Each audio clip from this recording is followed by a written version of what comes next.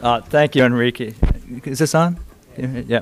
Thank you very much, and thank you all for being here with us. I don't know how much I know about water. I'm from Boston, and this feels balmy and nice to me here. I know a lot about frozen water.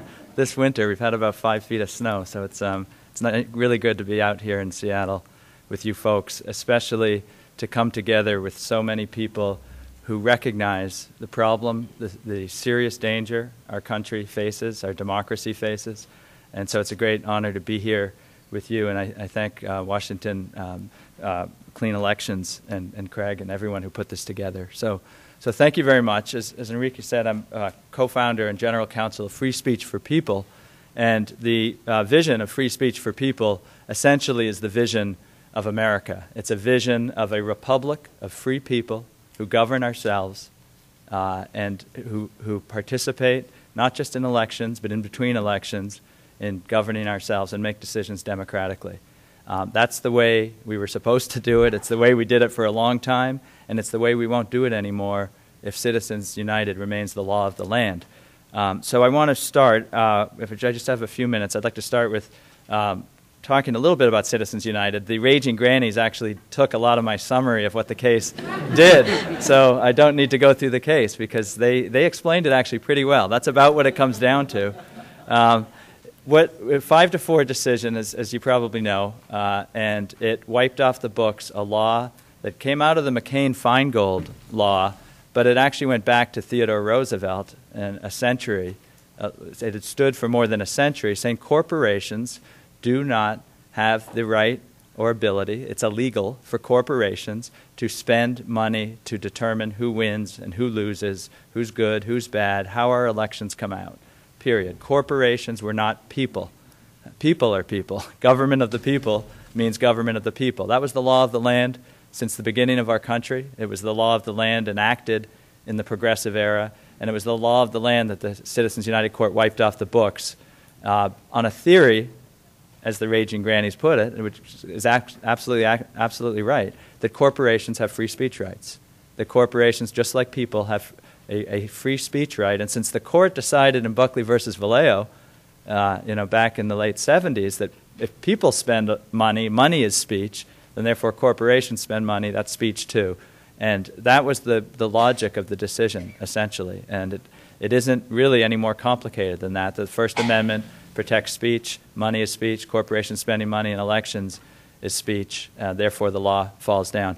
And it's even worse than that. If you think the impact of this case is going to be, we already saw it was dramatic in the November election, the midterm election. $4 billion was spent in the November 2010 federal midterm elections, the most expensive midterm election in the history of our country.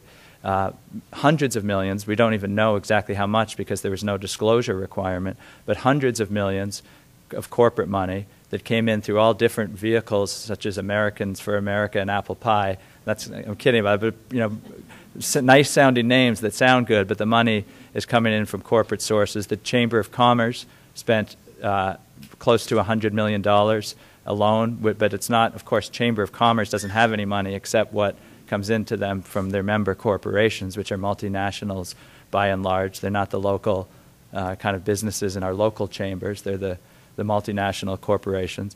And so $4 billion was spent in the November 2010 elections. 6 out of 10 voters stayed home.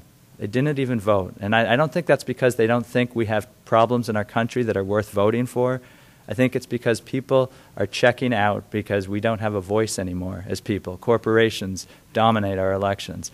But the reason it's worse than that was the federal election. What Citizens United does is say, we don't have the right to keep corporate money out of any election because that's free speech too.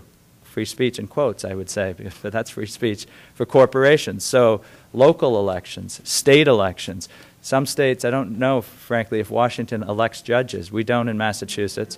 But okay, judicial elections, where now the judiciary essentially is up for the so-called marketplace, a corporate marketplace where citizens get turned into consumers at best, but more often spectators for the corporate interest to decide what kind of government they want.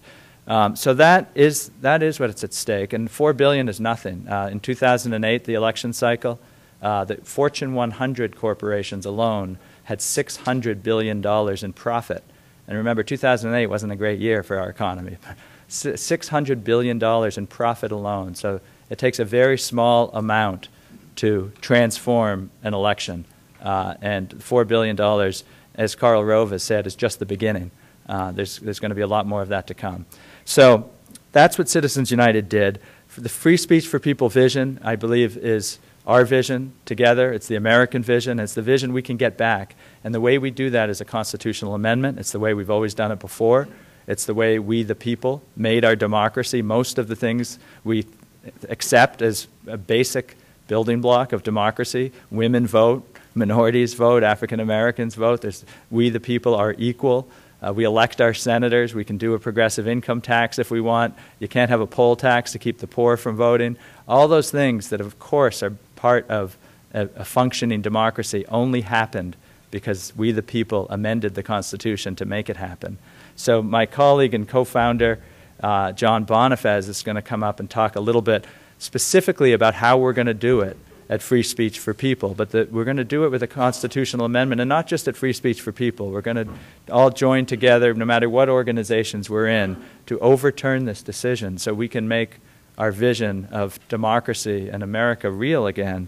And the only way we can do that, all the other things are really important: public financing of elections, disclosure, shareholder democracy, all the corporate structure and charter reform. We got to do all those things too.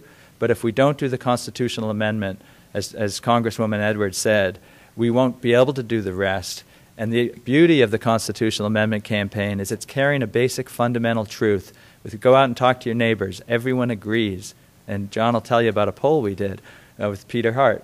Literally, almost everyone agrees. Citizens United is wrong, that people have rights, corporations don't. So we can win this if we stand it up.